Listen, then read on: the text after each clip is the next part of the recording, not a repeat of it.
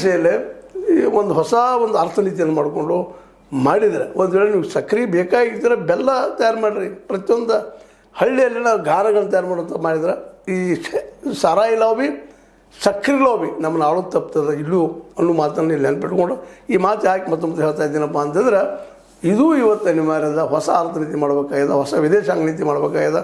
ವಿದೇಶಾಂಗ ನೀತಿ ತಾನೇ ತಯಾರಾಗ್ತದೆ. ಅಮೇರಿಕ ಎಲ್ಲ ತನಕ ತೊಗೋಬೇಕಂತ ಮಾಡುವಂಥ ಸಂದರ್ಭದಲ್ಲೇ ಇರಾನ್ ಜೊತೆಗೆ ಯುದ್ಧಕ್ಕೆ ಇಳಿದ ಒಂದು ಐತಿಹಾಸಿಕ ತಪ್ಪನ್ನು ಮಾಡಿಬಿಡ್ತು. ಆ ತಪ್ಪಿನ ರಿಸಲ್ಟ್ ಇವತ್ತು ಏನಪ್ಪ ಅಂದ್ರೆ ಅಮೇರಿಕ ಮಧ್ಯ ಏಷ್ಯಾದಿಂದ ಅಥವಾ ಕೊಲ್ಲಿ ರಾಷ್ಟ್ರಗಳಿಂದ ಹೊರಗೆ ಬರುವಂಥ ಅನಿವಾರ್ಯತೆ ನಿರ್ಮಾಣ ಆಗಲಿಕ್ಕತ್ತದ.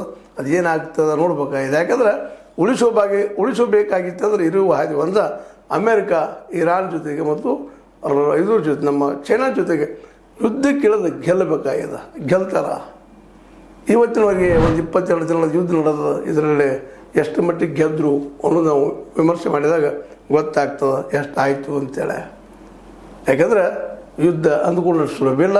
ಈಗಾಗಲೇ ಇರಾನ್ ತನ್ನ ಡಾಮಿನೆನ್ಸ್ ತೋರಿಸಿದ್ರೆ ಈಗ ಇಂಡಿಯಾ ಇದ್ದಿದ್ದು ತನ್ನ ಅರ್ಥನೀತಿಯನ್ನು ವಿದೇಶಾಂಗ ನೀತಿಯನ್ನು ಸಪ್ರೇಟಾಗಿ ಮಾಡಿಕೊಂಡು ತನ್ನ ಸುತ್ತಲಿನ ರಾಷ್ಟ್ರಗಳ ಜೊತೆಗೆ ಒಳ್ಳೆಯ ಒಂದು ಸೌಹಾರ್ದಯುತ ಸಂಬಂಧನ ಬೆಳೆಸ್ಕೊಂಡ್ರೆ ನಾವು ಒಂದು ಹೊಸ ಅರ್ಥನೀತಿ ಮಾಡ್ಬೋದು, ನಾವು ಅಲಿಪ್ತ ನೀತಿಯನ್ನು ಅಳವಡಿಸಿಕೊಂಡ ಜಗತ್ತಿನ ಶಕ್ತಿ ಆಗ್ಬೋದು ಅನ್ನೋದಕ್ಕೆ ಒಂದು ಅವಕಾಶ ಬಂತದೆ. ಏನು ಮಾಡ್ತಾರೆ ನೋಡೋಣ. ಇದನ್ನು ನಮ್ಮ ಮೋದಿಯವರು ಈ ಅವಕಾಶವನ್ನು ಉಪಯೋಗ ಮಾಡ್ಕೊಳ್ತಾರೋ ಇಲ್ಲ ಮತ್ತು ಟ್ರಂಪ್ ಕಿ ಜೈ ಅಂತ ಹೋಗ್ತಾರೋ ನೋಡೋಣ ಅಂತ ಹೇಳ್ತಾ, ಇದು ನಿಮಗೆ ಲೈಕ್ ಆಗಿರ್ಬೋದು. ಲೈಕ್ ಮಾಡಿ ಕಮೆಂಟ್ ಮಾಡಿರಿ.